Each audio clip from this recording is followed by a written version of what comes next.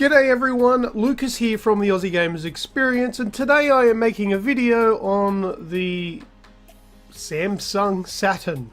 Alright, now look, I don't know, many of you out there may already know about the Samsung Saturn and why the Samsung Saturn exists, but for me, this week I found it, I think I was on Reddit maybe, I don't know, but searching the internet somewhere, I found an image of the Samsung Saturn, which made me ask the question, what the hell is this and why does it exist? Is this a fake or is it like a Photoshop? What's going on here? So I probed a little to find out.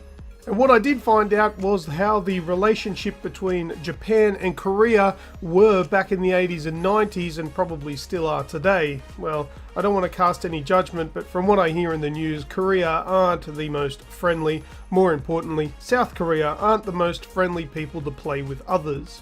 So I learnt that it wasn't just the Sega Saturn that got this kind of treatment. There were other things such as LG, they were distributing the 3DO in Korea, and Nintendo was distributed by Hyundai. So in South Korea, the Sega Saturn was distributed by Samsung, which is a Korean company.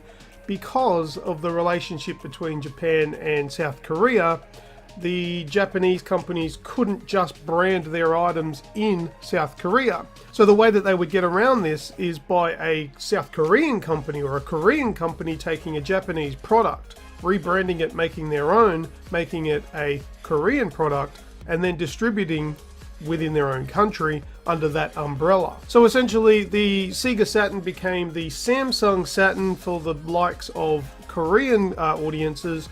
They were still essentially exactly the same. However, the internals were slightly different, power supplies to match the Korean power grids. Also, the jumpers inside it, which would allow for region locking, so it would only allow like Korean games to work on the system. But essentially, it was identical. Unfortunately, not too dissimilar to the Sega Saturn in the rest of the world, it was a bit of an abysmal failure. The reason for the failure? Low sales. There weren't many games on it. Most people opted to just try and import a Japanese version so that way they would have more games to play. So there you go, there's a little bite-sized lesson in what the hell is a Samsung branded Sega Saturn. That's what it is. They had to do it. It was basically a loophole that the Koreans thought of and worked. I guess they worked in conjunction with Sega. I guess they weren't just ripping them off.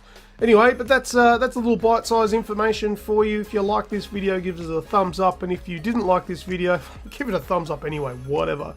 Also hit that subscribe button if you want to see more from me and the Aussie Gamers Experience. I'd love to have you around. That's all from me, and until next time, I'm Lucas, and I will see ya!